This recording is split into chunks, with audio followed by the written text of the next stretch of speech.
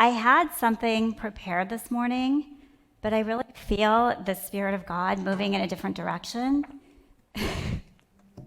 Jerry leaned over and said, I just feel an interpretive dance coming on that I wanted to share with the whole body. So, Jerry, okay. So some people play frisbee golf, some people interpretive dance. Be encouraged. The first thing I wanted to start out by telling you is I am so overwhelmed with how loved I've been this past week and the weeks leading up into me teaching with all of you. I've had so many people praying. I've had so many encouraging texts. I have had just tears of warmth. And I want to thank this body for being such a warm, accepting, encouraging body. I really appreciate that. And all of you really should get up here and preach because it's an amazing experience to be loved so well. So going into the message, what I want to talk about, do we have the PowerPoint slides up? Oh, sorry. I thought they might be up there. But so last week, I gave you a handout. I got, Gail has his right there. Thank you for keeping the structure and not throwing my handouts away, which if you do, that's fine. But there was a little bit of confusion last week, and so I just wanted to give you a brief explanation about how the three, if we can go to the next slide, so the three different sections of Isaiah are working. So there are three different sections in the book of Isaiah. And you see there's chapters 1 through 39 and then chapters 40 through 55. If you have your handout from last week, I showed you that there's a 144 year gap between those two sections. So what I wanted to just explain is that the book of Isaiah, it's one prophecy of Isaiah. It's written by Isaiah. It's a message given by Isaiah, but it's directed toward three different audiences. So the first audience, chapters 1 through 39, that's the time period in which Isaiah was living. It was the time when Assyria was in power. The northern kingdom, Israel, was taken into captivity. Then chapters 40 through 55, that gap that comes in the middle, there's a 140-year period. And Isaiah is then looking into this future period. For him would be future, for us it's past, to give comfort to the entire nation of Israel that is now, Judah and Israel have been taken into captivity. So Isaiah predicts that Judah would be taken into captivity by Babylon, and he predicts that there would be a third superpower, the Persians under Cyrus, who was going to lead Israel back to Jerusalem. So then we get to chapters 56 through 66, and that's directed to an audience that's in the future for all of us. So we have one prophet, Isaiah, speaking to three different time periods, his present, his future, which was all of Israel being in captivity, and then the future for all of us, where God is going to set everything right in this new glorified city. So this week, what we're going to do is a character study on the prophet Isaiah. So who was Isaiah, and how did he experience God?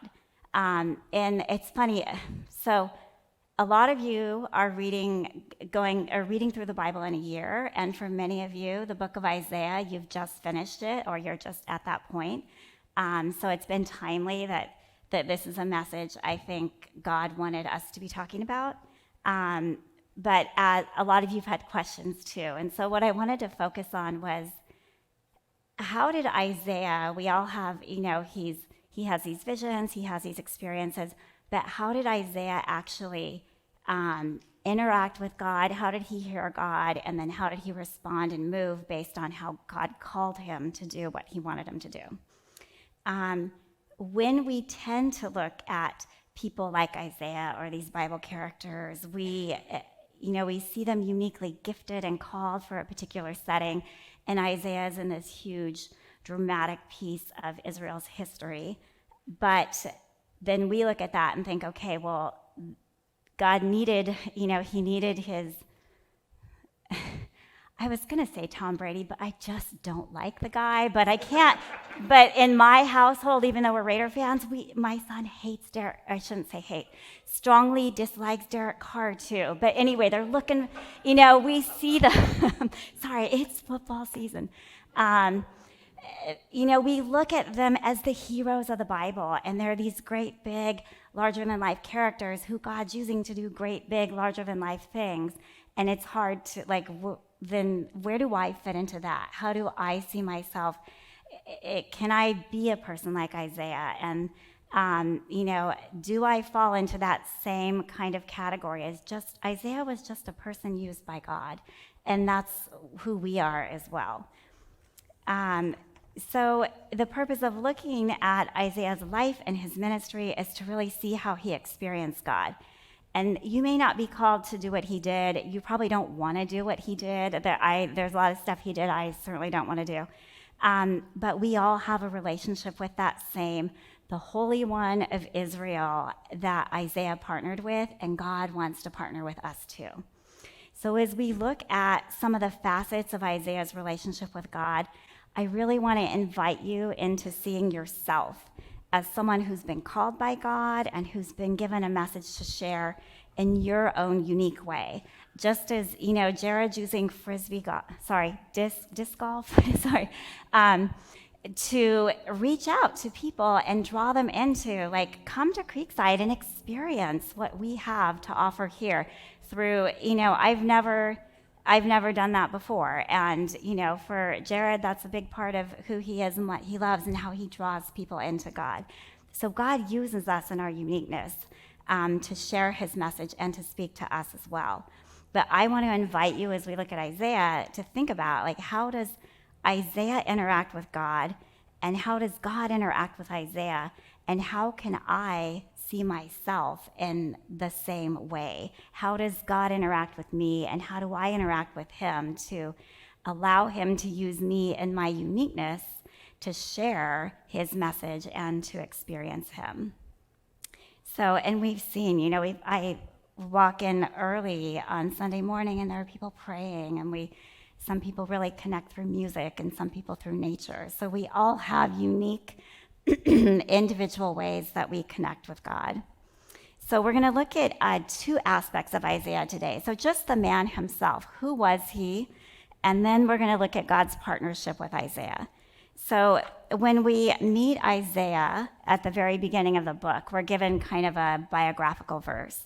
So it says, "The vision of Isaiah, the son of Amoz, concerning Judah and Jerusalem, which he saw during the reigns of Uzziah, Jotham, Ahaz, and Hezekiah, kings of Judah." So in this verse, we learn a lot about Isaiah. First, his name, which is obvious, but his name is really meaningful. It means Yahweh will save, Yeshayahu. And this is ultimately the primary message of the book. So Yahweh will save his people even when it looks like all hope is lost. We also have Isaiah described as the son of Amoz. And this occurs 13 times in the Bible. He's called Isaiah the prophet, the son of Amoz. We don't know anything about Amoz except for him being Isaiah's father.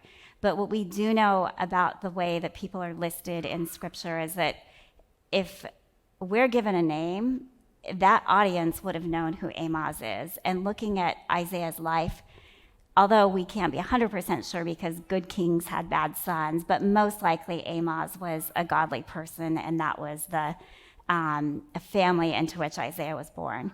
And then we also know that Isaiah saw a vision. So we'll talk about one of the visions that he saw in a little bit more detail, but it's opening us up to this prophetic role that Isaiah has to play in this book. And this vision is a vision in verse 1 that encompasses the reigns of 4 different kings, so a period of over 50 years. So that's a lot that's packed into this one verse. We also learn a little bit about Isaiah's family. So Isaiah had 2 sons. He has one son who is Sha'ar Yashuv, and that means a remnant will return. And then a second son, Maher Shalah Hoshbaz, and that means swift is the booty and speedy is the prey. So both of these sons were given prophetic names that anticipate events that were going to happen in both Israel and Judah. So they had a prophetic role to play as well. Then we also have Isaiah's wife, and the only thing we're told about her is that she's a prophetess. The title of, when I first read that, I'm like, well, prophetess, prophet, prophetess, maybe that's like Mr. and Mrs. When I looked up the word prophetess, it only occurs 4 other places in the Bible. And when you're trying to figure out how words, the meanings of words and how they use, that's the first place you want to go. Okay, where else was this word used and what did it mean there? So it shows up in 4 different places. Miriam is called a prophetess. She is Aaron, the first great high priest of Israel. That's his sister. Deborah was a judge over Israel. She was a prophetess. Huldah was a prophetess during the time of King Josiah, and she was instrumental in spiritual revival in Judah and Jerusalem. And then Noadiah, she was a bad prophetess, but she worked with the bad prophets, and they were trying to deceive Nehemiah. So Isaiah's entire family had a prophetic role to play in Israel. I wish I knew a little, I wish there was a little more. Like, what did Isaiah's wife do? How was she a prophetess? We're not really told. But then this brings us to Isaiah the prophet himself. So he's only called a prophet 3 times in the entire book of Isaiah, and all 3 times occur in his interaction with King Hezekiah. Elsewhere in Isaiah, when prophets are mentioned, it's usually in a negative light. So the prophets are condemned for teaching lies, for staggering with strong drink, and for failing to lead the people. And Isaiah 29:10 says, "The Lord has shut the eyes of the prophets and covered the heads of the seers." So a time when spiritual leaders were supposed to be leading and guiding, they were not doing what they were called to do. But Isaiah was there as a prophet, faithfully listening to God. Outside of the book of Isaiah, he's referred to as a prophet in 2 Kings and 2 Chronicles when he interacts with the kings. In the New Testament, he's mentioned as Isaiah the prophet in all 4 Gospels, in the book of Acts, and in the book of Romans. And I think most importantly, Jesus refers to Isaiah as a prophet. And Jesus uses a lot of the book of Isaiah in his teaching and in his ministry.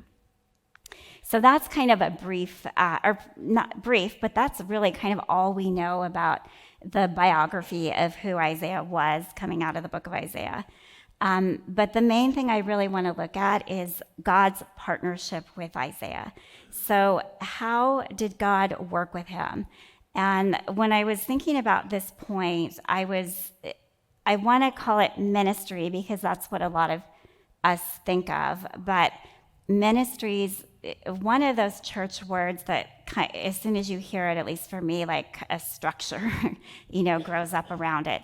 And I wanted to look at it as I think it really was. It was just God partnering with Isaiah listening, asking questions, and then going and doing what God had asked him to do. So this is why I'm putting it in terms of a partnership. And Isaiah, he is at this really critical time in Israel's history, speaking a really critical message. He does do great and powerful things, but he's doing it in partnership. And that's where all of us sit in relationship with God. We have a partnership with him. And it's about talking to him and listening to him and then going out and saying, okay, God, what do you want me to do? How do you want me to show up in this world? So this next slide is going to give you just an overview of some of the ways that God used Isaiah in the book. And you can see there's a lot on the list. Maybe looking at it, you might even go, well, I'm not seeing visions, but I might relate to this one. Maybe I'm an encourager. Maybe I'm an exhorter. For Isaiah, and this encompasses a 50-plus year range of ministry.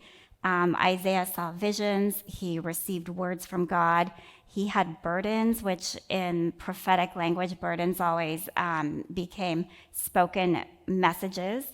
He was involved in healing with Hezekiah. He direct teaching, exhortation, confrontation, predictive prophecy, prophetic metaphor, which is usually when that's my language, I'm calling it, but when a prophet's called to kind of enact a message of God, so they're told to dress a certain way or do a certain thing in order to symbolize the message God wanted to be given. Isaiah was a man of prayer, and he was an advisor to kings. So God used Isaiah in a lot of different ways in his lifetime. He also worked with him in quieter ways, but in the big ways and the quiet ways, nothing God does is ever ordinary. So then looking at, this is just kind of an overview. If you read through Isaiah, these are some of the things that I picked out. But I wanted to focus in on one of Isaiah's most impactful experiences. And I had a brief conversation with Eric earlier. It's like, I don't really want to talk about Isaiah 6. Everyone knows it. Everyone heard. Like, the angels are weird. There's weird stuff going on. I want to talk about, like, some of the other stuff, the words and the messages. But Isaiah 6 is such a crucial passage in really understanding when Isaiah did move, what he was moving out of, and it really established who he is in relation to God. So Isaiah 6, 1 through 4, and you'll see I have these headings, and hopefully you can see it's in yellow. I've tried to kind of highlight some words. I don't know if it's super clear, but I wanted you to see just some key ways that this experience that Isaiah has is described. So Isaiah 6, 1 through 4. In the year of King Uzziah's death, I saw the Lord sitting on a throne, lofty and exalted, with the train of his robe filling the temple. Seraphim stood above him, each having 6 wings. With 2 he covered his face, and with 2 he covered his feet, and with 2 he flew. And one called out to another and said, Holy, holy, holy is the Lord of hosts. The whole earth is full of his glory. And the foundations of the thresholds trembled at the voice of him who called out, while the temple was filling with smoke. So in verses 1 through 4, Isaiah describes what he sees. And we actually, leading up to that, so we have a timestamp of when Isaiah receives this vision. And I'm calling it a vision, but the book of Isaiah doesn't actually call it a vision. It just says Isaiah sees this. And we know it's at the end of King Uzziah's reign. King Uzziah was a good king, and he led Judah into prosperous times. And when King Uzziah dies, there's a huge transition of power. And this is the point of time that Isaiah receives this vision. And so as I'm calling it vision, just know that the Bible doesn't call it vision, but it's a visual experience that he has. So Isaiah sees. He sees the Lord sitting on his throne. He sees the robe filling the temple, and he sees seraphim that are flying around. This also is a description of what Isaiah hears. So he hears the seraphim calling out, Holy, holy, holy is the Lord of hosts, and the whole earth is full of his glory. So there are 3 truths that Isaiah is hearing in this. First of all, it's the holiness of God. The holiness of God sets God apart from Isaiah in both nature and in authority. Isaiah is also hearing and experiencing, seeing the glory of God. So the glory of God in what he sees is going to fill the whole earth. And when we get to the last part of Isaiah, the glory of God is going to be the light to Zion, and that's going to be what lights everything up. And then the third truth is God as Lord of hosts, which is a military title, and it's used over 200 times in the Old Testament. So God as Lord of hosts is going to fight for his people. And I can't get into really involved detail in terms of discussing this passage, so I have to give you kind of an overview, but I really want to focus on Isaiah's experience. So how does he see and hear and feel what it is that God's put before him? And then a few other things, because what struck me in reading through this again is Isaiah really experienced this in in his entire person. So he sees and he hears, and then he feels. And we have also the temple is shaking, and we have smoke filling the temple, which possibly is involving the sense of smell. It doesn't say he smelled, but I think we could maybe infer that. But all of who Isaiah is entering into this experience with God. And there's something, this scene is beautiful, but it's a little bit terrifying, and Isaiah is completely overwhelmed by it. So in Isaiah 6, 5-7, we then have Isaiah's response to what he just experienced in God's presence. So Isaiah 5-7, then I said, woe is me, for I am ruined, because I'm a man of unclean lips, and I live among a people of unclean lips. For my eyes have seen the King, the Lord of hosts. Then one of the seraphim flew to me with a burning coal in his hand, which he had taken from the altar with tongs. He touched my mouth with it and said, behold, this has touched your lips, and your iniquity is taken away, and your sin is forgiven. In verses 5-7, Isaiah feels the pain of his sinfulness. In verse 5, we have Isaiah's response to what has been revealed to him. So he sees, he hears, he's led into a deep awareness of his human frailty, his sinfulness, and his uncleanness before God. Then he says, so we have the words that Isaiah speaks, woe is me, for I am ruined. And that Hebrew word, it means to be destroyed, it means to be cut off, it means to be ruined. It's the same word used in Hosea 4:6 that means when it says, my people are destroyed for lack of knowledge. So there's an awareness of the separation between Isaiah and God. The separation is due to the sinful human condition and due to his awareness of it by being in God's presence. And there's also an understanding that the relationship with God has been neglected on a grand scale by Israel.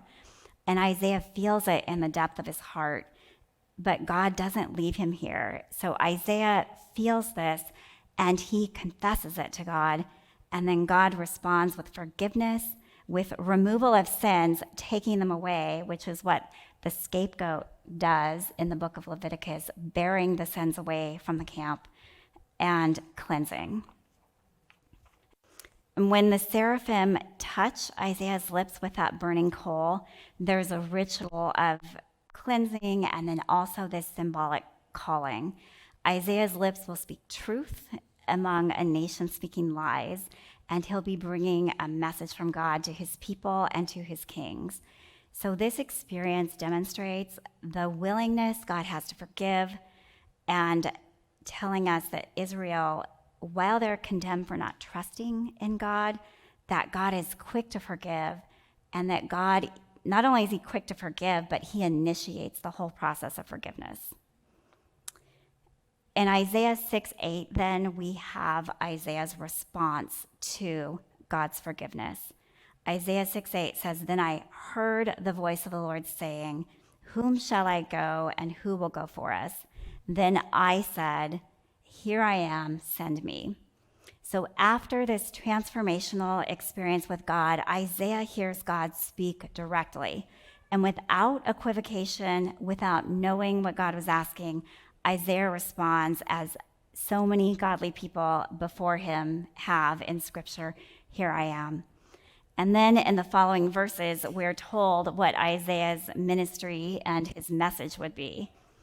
So this transformational experience really fueled Isaiah's ministry. It shaped his understanding of God, his understanding of himself, and it gave him clarity as to what God had called him to do. And it was a difficult calling that God gave him. It really grounded him in his relationship and gave him stability when his ministry became difficult. In Isaiah 6, 9-10, I'm not going to read through this, but what I want you to see, so I have again highlighted, I think I left off. So it should said, he said, go and tell the people. And what I want you to see in these slides, there's a conversation going on. So God said, and then Isaiah said, and then God said, and then Isaiah said. So the prophet and the Holy One of Israel are having a whole conversation about what this ministry is supposed to be. What is this ministry? What is this message? And God tells Isaiah to go and to preach to a nation. And the message he tells Isaiah to preach, he doesn't say, go give them this message, but they aren't going to be able to understand it. He says, go tell them your eyes are glazed over, your heart is dim, and your ears can't hear anymore. And for that, you are going into exile. So Isaiah's entire message is telling the people whose eyes are glazed over that their eyes are glazed over. So not that fun of a ministry to be doing. But interestingly, in Matthew 13, Jesus cites this same passage when the disciples come to him and say, why are people not believing in you? And Jesus said, they have ears to hear and they can't hear. They have eyes to see and they can't see. And this was exactly the situation that was happening at Isaiah's time. Then in Isaiah, the next passage, Isaiah 6:11 through 13, we have Isaiah's response. And the main thing I want to focus on is the very first part. Then I said, Isaiah, how long, Lord? And this is a typical prophetic response when God gives them, hard things that they're being sent to do. Okay, God, how long? And if it were me and I were asking how long, it would be like, all right, how long do I have to do this, God? I really don't want to give this message. How long? There might be a little bit of that in there, but I think with Isaiah, it's really how long is this going to last?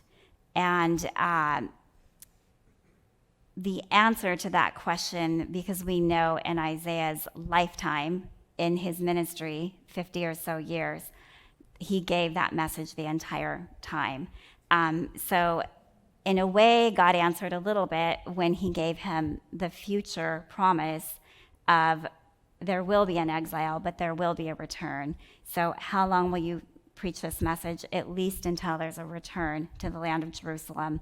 But Jesus was still preaching the same message. So until I think really we don't need to hear the message anymore because we're there with Jesus. But God never ends on a note of complete condemnation. So the very end of the passage ends with a sprout shooting up, and God will not abandon his people. No matter how hard it gets, God will never abandon. So Isaiah's experience, and I know this was a brief flyby of that chapter 6 experience. It's the most personal in the book, though. And we saw earlier in the list of ways that God used Isaiah or worked with Isaiah is that he did a lot of other things besides just this. But here we see the progression of how God worked in Isaiah's life. So first, Isaiah sees and he hears the glory of God and his holiness. That leads Isaiah to look inward and see a need for forgiveness. And then God forgives, which forms the basis of God's call. Isaiah responds through a conversation with God, and then Isaiah's life is shaped based on this experience. So what do we learn based on the way that God partnered with Isaiah? We looked at the interaction between God and Isaiah and the essence of how God and Isaiah communicate with one another. And that's no different than how God works with us. So maybe I'm not, talking to exiled Jews, but I have people in my life that God does call me to be involved with. And the way God works with Isaiah and the way that he works with me, while it might look different, is the same. So the first way that God partners with us is that God desires to engage with us. So we have to start there. If we decide God doesn't want to use us, then it's going to be hard to hear him. But we have to start knowing that God really does want to partner with you, with each one of you. God has conversations. He'll have them with us. And if we feel like God is telling us to do something, it's okay to ask him for more understanding, more clarification. It's okay to quietly listen. I'd been thinking about you, Derek. Can I share recently you took a little trip? Is that okay to share? Um, and I don't even know all the details or the outcome, but a few weeks ago, Derek said, I have an aunt who's really, really sick, and I just feel like God telling me to get on an airplane and go see her and pray for her. And I know Derek was having a conversation like, I don't know what this means. I don't know if it's prayer for healing, if I'm just to be there to encourage her. I don't even know if I'll be able to see her. But Derek had this whole conversation with God, and he went and he did what God was telling him to do. And it's like, whatever the details are, you're in charge of them, God. We'll let them fall however they fall. And I guess, I'm assuming it was good. I haven't heard the rest of the story, so we're gonna trust that it was. And you can talk to Derek afterward, and he can fill you in on more details. But we have to start from the perspective that God speaks to us, and then we feel his prompting. We move into it with thoughtfulness until we really feel like, okay, this is where God is leading it. And it's not always going to be comfortable, but he walks with us all the way. So whether it's comfortable or uncomfortable, God is going to be holding us up in all of it. And, another thing just to keep in mind, because this happened with Isaiah, God also kind of reserves the right to zig and zag and to might call you to be in one place, and then he might throw a curveball, and he did this with Isaiah. So it could look like Isaiah was a false prophet because Isaiah went to Hezekiah when Hezekiah was sick, and Isaiah said, okay, king, this is it. Get your stuff in order because you're going to die. And then Isaiah winds up healing Hezekiah because Hezekiah prays, and he lives for 15 more years. So it could look like, well, wait a minute, God, did I hear you wrong? Or did I, was the calling wrong? And yet God decided to move in a different direction than Isaiah was originally called. And then second, our partnership originates out of a relationship. So what God calls us to do, it will also come from our own awareness of who we are in him. We stand on the opposite side of a cross as Isaiah did, but we clearly know that Jesus died for our sins, and through his death and resurrection, we are fully loved and accepted by the Father. And it's out of this knowledge that we move and we act. We are anchored in the arms of a Father who loves us. So seeking what he has for us and seeking what he has for others, we might not have grand visions, we might not heal kings, but we might give a word of encouragement to someone we know or maybe even a stranger. We might pray for the needs of people who are hurting around us. I think there are a lot of you who've been prayed for and you don't even know it because there's such a deep level of prayer that happens here in this church. Or other things, we have our disc golf. We have other ways that God uses us when we partner with him. And I probably didn't say, some of you are sitting there like, you didn't even say mine. And because that's your own unique way that God has grown you up and used you. And whatever you're feeling is your unique shape. I just encourage you, you don't need my permission. Go full force in being who you are and who God's created you to be. And then 3, God calls us, what he calls us to do is really unique to who we are. I noticed recently that the women's Bible study on Wednesday mornings, they're going through a book that's called Shape, and it's by Rick Warren and Eric Reese, I think is the name. But I went through this material 100 years ago. Jerry might remember it too. But the word SHAPE is an acronym, and it stands for spiritual gifts, heart, abilities, passions, and experiences. And when we think about how we're gifted, God uses all of those to shape who we are. It's not just, we have the spiritual gift list in the New Testament, but God, every teacher doesn't look the same. Every encourager doesn't look the same. Every person called to prayer or to giving, they don't do it in the same way. Because God will incorporate, an extrovert encourager is going to be Doug McBride when you are a stranger in a restaurant and he sits down and starts having a conversation with you. An introverted encourager is going to look a lot different than that. And that's where we need to find out, how does God work individually with me? I'm not called to be anybody else or look like anybody else. And then God is responsible for the outcome. So Isaiah was faithful to do what God called him to do, and he accepted the responsibility of what God called him to do, but not the outcome. Um, Isaiah probably didn't even like a lot of the ways that the people responded to what he had to say, but he was faithful to how God called him to move and live in his world. And God told Isaiah that the people weren't going to understand, they weren't going to see, that they would be dull and not be able to accept his message. Isaiah, he faithfully preached the message until he couldn't preach it anymore, and Israel and Judah were on this slow and steady march into captivity because they would not listen.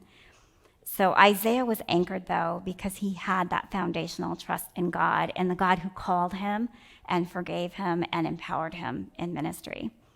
So we can only do what we sense God leading us and encouraging us to do.